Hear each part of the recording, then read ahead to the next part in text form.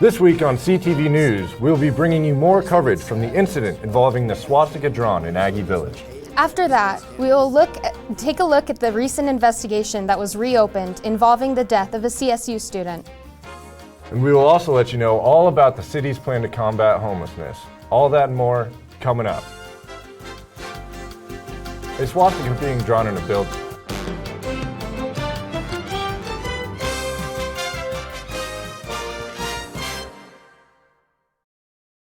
A swastika being drawn in a building where several Jewish students live is the latest in anti-Semitic behavior on campus. Students and faculty alike are disheartened by this display of blind hatred.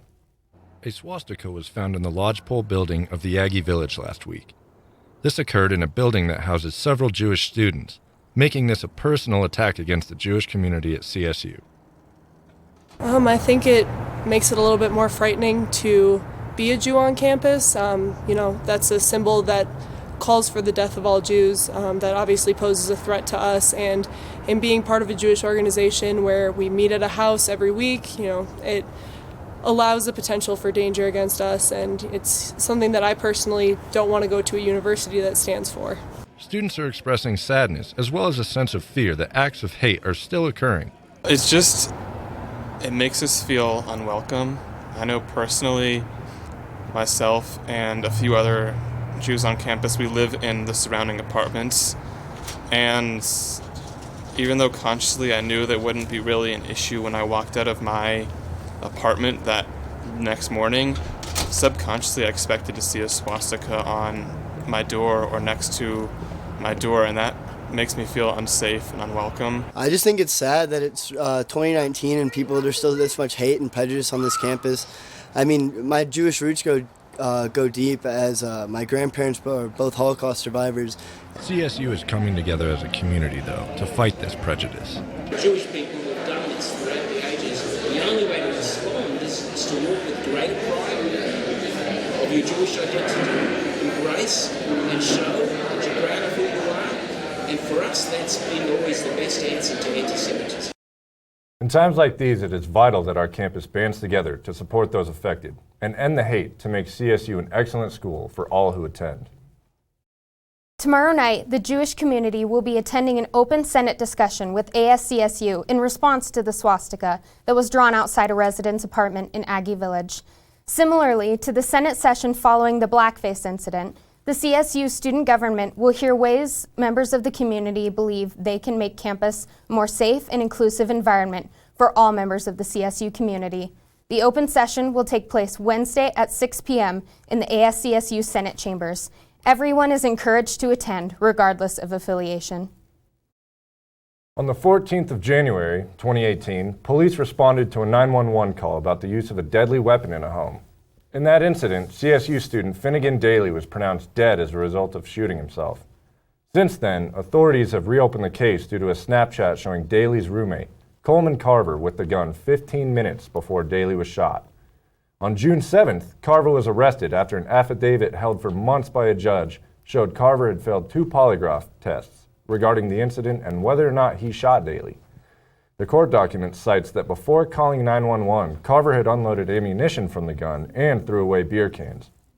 Carver is currently being charged with a case of prohibited use of a weapon and reckless endangerment, as well as a felony charge of tampering with evidence. We will have more on this story as it develops.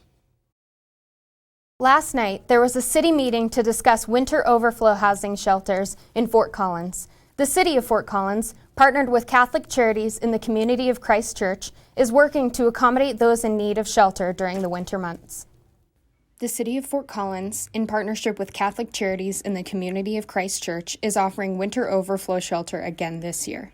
One of the things that we do at the city, in addition to trying to provide affordable housing and other services to people in our community, is we do work with partners every year for winter overflow shelter. So that's what tonight really is about, is to kind of get feedback from neighbors, answer any questions there might be about how it works and what we do. The overflow shelter saw an average of 20 people per night in 2018 during the winter months, November through April.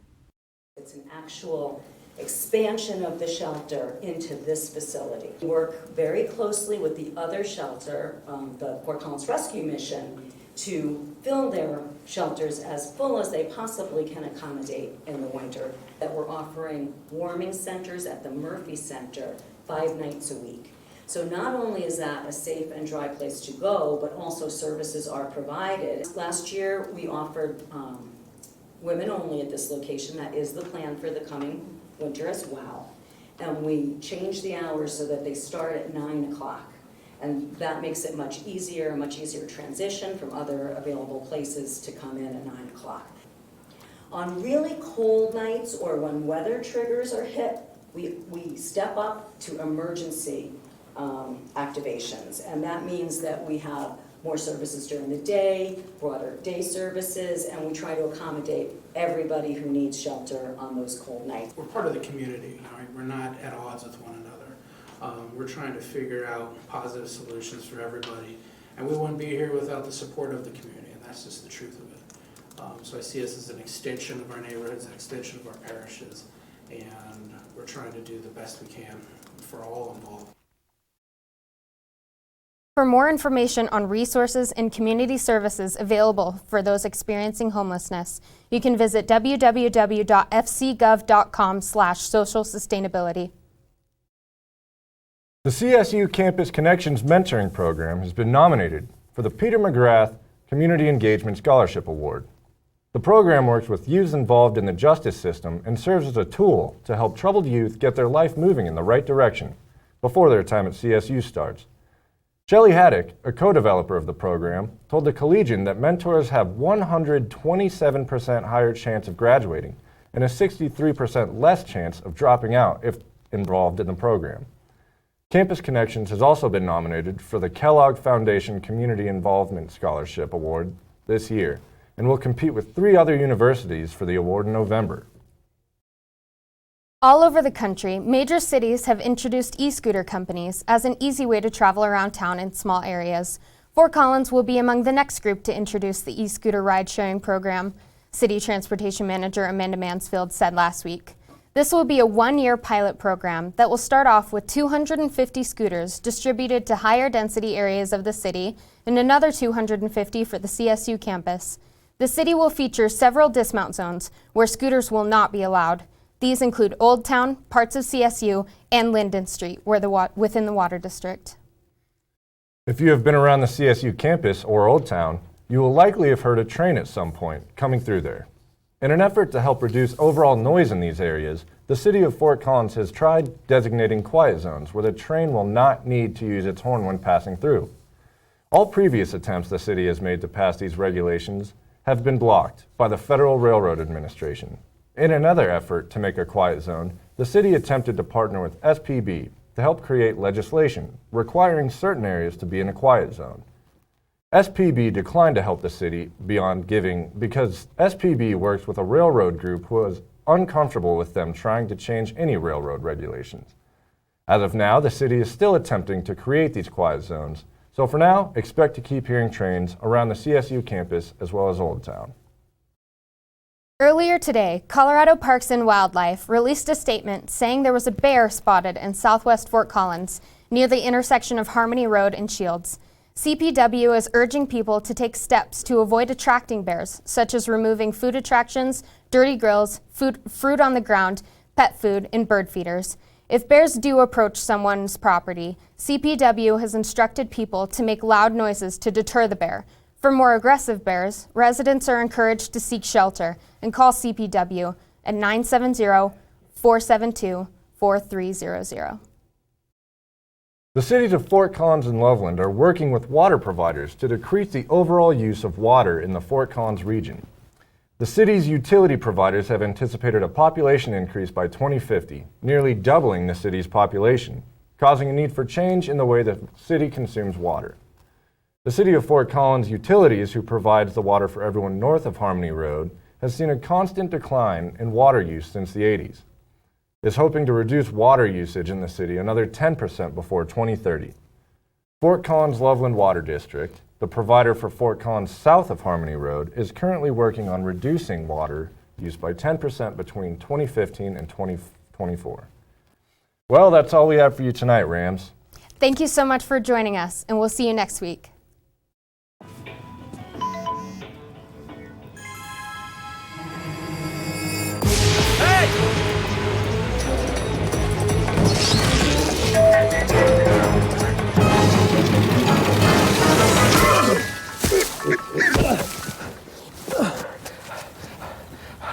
So, same time next week? Well, of course. Put away a few bucks, feel like $1 million. For free tips to help you save, go to Feed the Pig. They told me a bottle couldn't dream. That I would never become a superhero.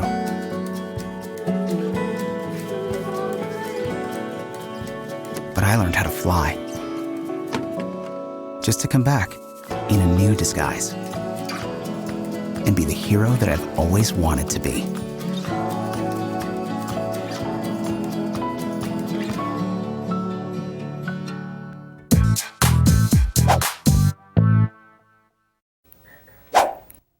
Welcome back from the break, Rams. I'm Ren Wadsworth, and this is your Tuesday night weather. Taking a look at earlier today, there was wind blowing, but that wind didn't really matter much because it was hot and it was sunny. The sun was so bright, but students were still out on the plaza walking around and doing what they have to do. It was not hot enough, however, for this little guy to find a treat to snack on during the day.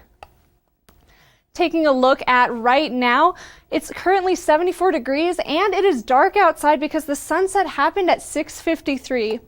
Moving on to tonight's lows, it's going to be scattered in the low 50s and the high 40s, except for in Alamosa, Gunnison, and Craig, which are going to hit the low 30s tonight. If we take a closer look at tomorrow's forecast, it's going to be very similar today, but there's going to be a lot more cloud coverage. It's going to be 78 degrees as a high and 45 degrees as a low. If we take a look at tomorrow's highs, it's going to be in the high 70s and the low 80s across the whole state. And if you're wondering if that heat is going to stay, well, let's take a look at the 5-day forecast. It looks like it's going to be 75 degrees and in the high 70s and 80s all week. As we move on, and it's going to be cloudy most of the week, but Wednesday and Thursday, there's going to be a lot of sunshine. If you're wondering if fall is finally going to come or if it's going to stay sunny for another week, you'll have to tune in next Tuesday. But stay tuned because Ethan Bird and Sidney Wicker are going to tell you everything you need to know about sports.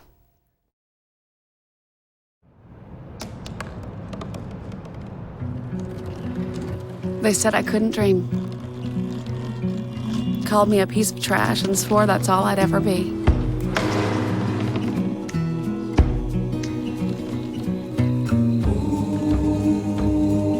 Said a bottle couldn't see the ocean.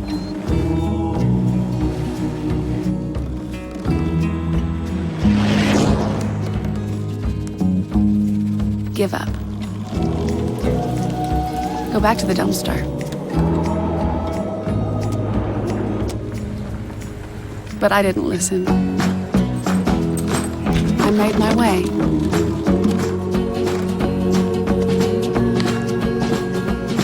And now, I am what I've always wanted to be.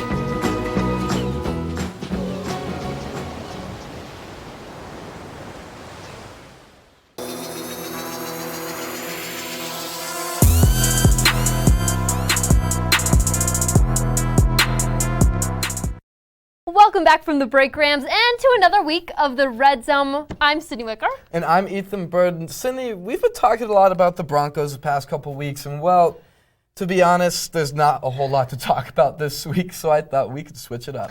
Yeah, Ethan, this week we are bringing you a rapid-fire sports update. So, well, let's start. Not to mention, last week we talked about Colin Hill. He was out for the rest of the season. So it was Patrick O'Brien who came in to lead the Rams this week.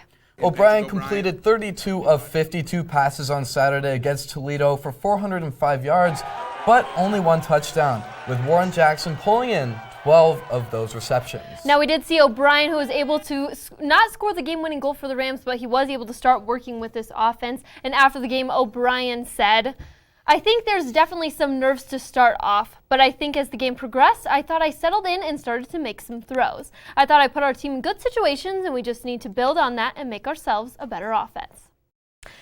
Now, Ethan, I kind of agree with what he said here. They definitely need to start working better together. But with this Utah State game coming up, I don't know how much they can turn it around in a week. Well, I think the big thing for Patrick O'Brien is converting that production. That 405 yards is a lot of yards. So that's nothing to scoff at. But only one touchdown in all of that. And I think that's one of the more glaring statistics because Marvin Kinsey can't do everything.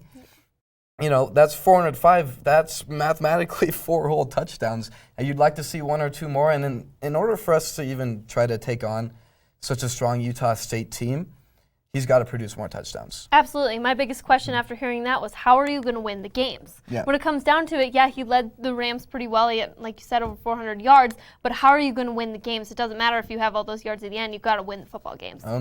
That you do. Well, it is crazy to believe, but hoop season is back. But we're already thinking about next year. CSU women's basketball secured some new recruits this week, 2 Colorado natives. Yeah, that first native comes from Greenwood Village, Colorado. Callie Clark is coming from Cherry Creek High School. Going into her senior season, Ford is averaging a career double-double, 15.3 points per game, and 11 rebounds per game. She's a huge new face to add for the Rams. And on the other side, she'll have Michaela Hemingway. The Aurora, Colorado native just finished up her junior season, and she averaged 14.3 points per game, 5.7 rebounds per game, and 4.4 steals per game. But I've just got to brag on her for a second, because she hails from my alma mater, Cherokee Trail High School, and all I have to say about that is go Cougs. Well, men's basketball tipped off their season with their first practice today, and Ethan? And they announced today that head coach Nico Medved added former Drake basketball player CJ Rivers to his coaching staff. Rivers played under Medved during his time at Drake, and Rivers said that a big part of his choosing to come to CSU was the relationship that he built with Coach Medved as a player. Yeah, and looking at the players, Nico Carvacho is back for another season with CSU. The redshirt senior entered his name into the 2019 NBA draft, and he made the decision to come back to CSU for his senior year. Now, Carvacho played 1,010 minutes last season and had 414 total rebounds. Carvacho is coming into the season with something to prove. Well, Nico's such a special player, and we were so lucky to watch him last year, and he's only gotten better every year. So I think that being able to watch Nico is going to be even more fun this year. And they're going to start it off pretty fun. Oh, yeah, they are going to start off really fun. Ethan, they're traveling to Duke. They're going to play in Cameron Indoor Stadium. I'm really excited for this game just because it's against Duke. Like, you can't be excited to see that. How can you not be excited to, 1, watch CSU basketball, but 2, watch one of the most historic teams in all of college basketball play your own team? But I don't know. They don't have Zion or RJ, so how... Ethan, are we going to start telling me I'm stupid early this week? I sure hope not. Maybe. Well, Sydney, I think it is only fair to do another volleyball watch list. Absolutely, Ethan. They've been killing it. They've had 2 games. I mean, they do have 2 games this week. And so we got to start off with their game against New Mexico. Now, UNM's outside hitter, Lauren Twitty, is leading the Lobos with 51 total attacks in their last game, and she led the team with 19 digs. And now the Lobos are 5-7 on the season, but you never can go into a game too confident. And one player for CSU who will be important in ensuring that they take down New Mexico is Sasha Colombo. You see, the 6'2" middle blocker played a minimal role in the beginning of the season, but has really ramped up her involvement in recent matches. And on the other side of the net, Colombo will have to look out for UNLV outside hitter Shelby Kaplanch. Kaplanch is the leading scorer for the Rebels, and it will be huge for Colombo to get in her face and mitigate her point production against the Rams. Yeah, absolutely. Now, Colombo has gotten into her groove, but I'm curious to see how this team's formation continues to stack up. But looking at UNLV, Katie Olasak has been consistently dominant for the Rams with 352 assists so far this season. She's been working well with her front line and setting up the Rams for some huge kills.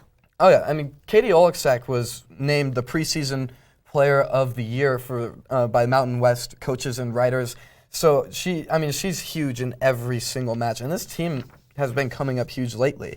They won 3 matches last week in dominant fashion and raised themselves up to number 17 in the nation. Yeah, pretty cool for the CSU Rams to be doing that. I think UNLV is going to be the harder matchup of the 2, but I think this Rams team is really coming in hot, and I don't know if they can be shut down. I don't see anybody stopping them in conference play, so it'll be very interesting and fun to watch. Yes, for sure. And of course, we have to end on another week of Tell Me I'm Stupid. So, Sydney, please tell me this week that I'm going to be telling you you're stupid.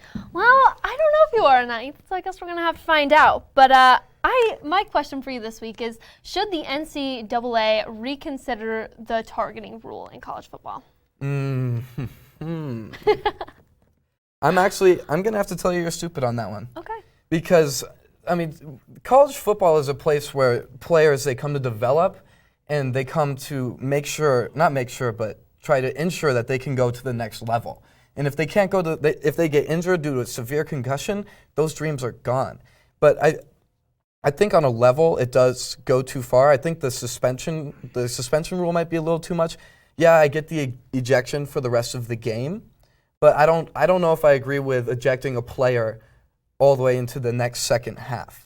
And that's where I really think this targeting rule should be reconsidered. Looking at how these players are being kicked out of games for the rest of the game plus the next game, I think that can hurt a lot of teams. So I would like to see that be reconsidered and what they could do with that. But I think having the penalty is really huge, especially in college football, because you need to protect those heads. Like we've tried better helmets, we've tried all these other things, but you really got to keep going with it. You've got to use as much protection as possible because football is a very dangerous sport, as we know. Absolutely. And I think what it comes down to is you want the players playing in your league to fear hurting someone else, but you also don't want them to fear playing the game. Yeah. And I think that's somewhat of what's happening is players are fearing to make big hits on a level, and that might be a detriment to the game, but also I struggle on the other side is where we want to protect these players who have huge potentials and huge futures.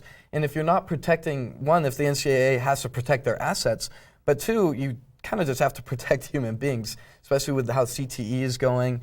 You have to protect people's brains or they just won't work. Yeah, absolutely. Then I had to ask you because I know you were at the Wisconsin-Michigan game this weekend, and there was 2 targeting calls in that game.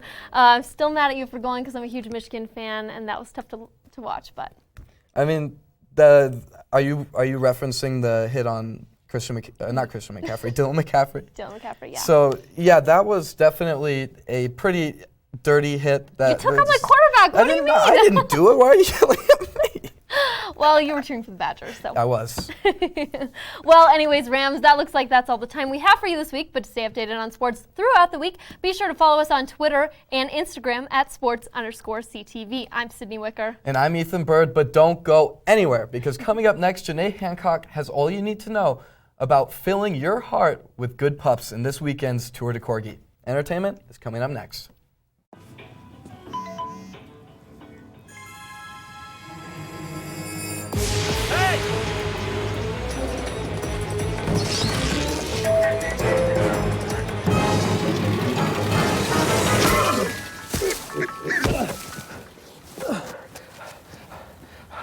So, same time next week? Well, of course. Put away a few bucks, feel like $1 million. For free tips to help you save, go to Feed the Pig.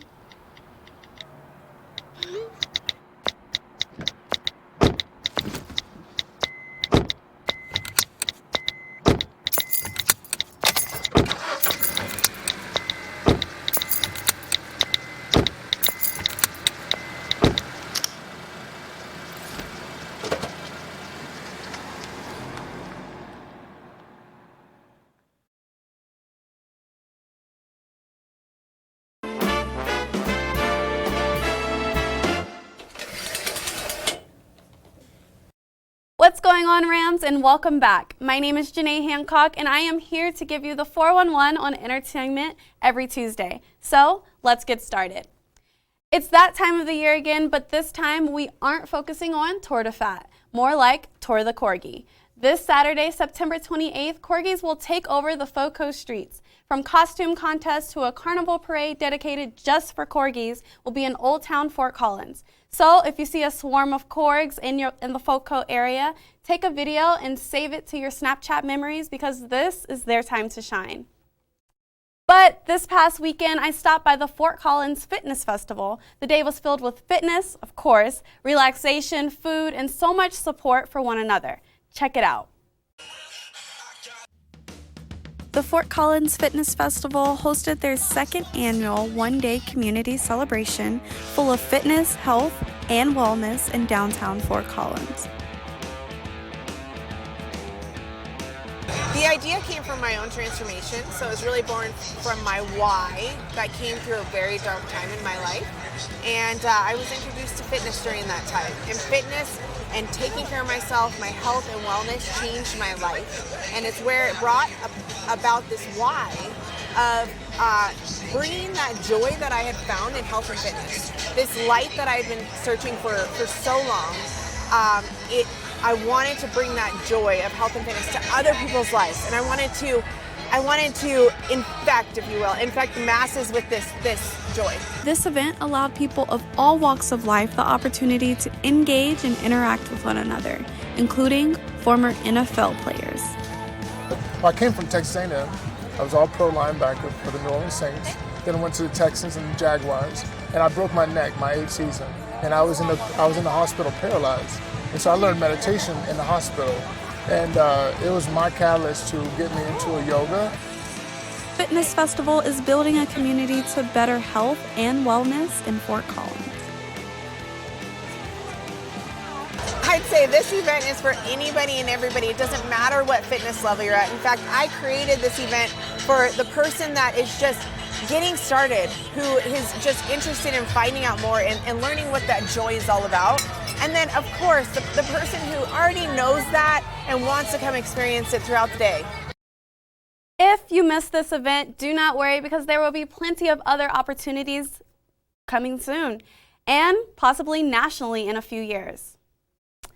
So since fitness was last weekend, now you have the reason to spoil yourself this weekend. Well, why not? Experience a weekend full of Oktoberfest activities. October is right around the corner, so this event is right on time. Friday, September 27th, 5:30 to 8 p.m. Food, beer, live entertainment will be available for those looking for it. What's the feed? Usually I am here to give you all of the top stories on social media, but this week I have decided to continue to do that with a twist of reminiscing. So let's get into the T of 3. At number 3, what's entertainment without music and its artists? Lately, I've been so interested in how entertainment has changed over the years. Today, the artist Lizzo stays at number 1 on the Billboard's Top 100 list with her catchy song, Truth Hurts. The song can be spotted on Twitter feeds, Snapchat stories, and in Netflix films. But who was on the Top 100 on this day 10 years ago? I wondered, and I'm sure you all are wondering now as well. Black Eyed Peas still had our hearts with the song I Got a Feeling in 2009. They held that number 1 spot for 9 weeks. So let's see how long Lizzo can hold hers. And at number 2, we all know what happened this weekend, and I'd be disowned if I didn't talk about it. According to USA Today, the Emmys didn't have the best turnout as far as ratings go this year, but that doesn't mean the outfits disappointed. Actress, model, and singer Zendaya trended on Twitter once again, just like the Met Gala. Everyone was impressed yet again with another glamorous look. Was she your favorite look of the night? Make sure to tweet me your reactions. And I cannot mention the Emmys without talking about this awkward moment. Kendall Jenner and Kim Kardashian took the stage to introduce the nominees for Outstanding Competition Series. Take a look. Our family knows firsthand how truly compelling television comes from real people just being themselves. Telling their stories, unfiltered and unscripted. Awkward. Viewers took social media to discuss, and personally, I still don't know if the audience was laughing at them for considering their show to be real or something else. I'm not sure, but that's so awkward, it gives me anxiety. Moving on, at number 1. Blake Lively posted this photo on Instagram yesterday, and I don't know about you all, but it made me want to go back and binge watch Gossip Girl for the 1800th time. This photo was taken 10 years ago at the Emmys. The thought of Serena van der Woodsen and Blair Waldorf reuniting is something our feeds just couldn't take. But speaking of powerful women we all know and admire, make sure to tune in for the very first Laced Up show tomorrow night with CTV. You won't want to miss it. Well, that's all the entertainment I have for you all tonight. Until next Tuesday. It's been Real Rams. Good night.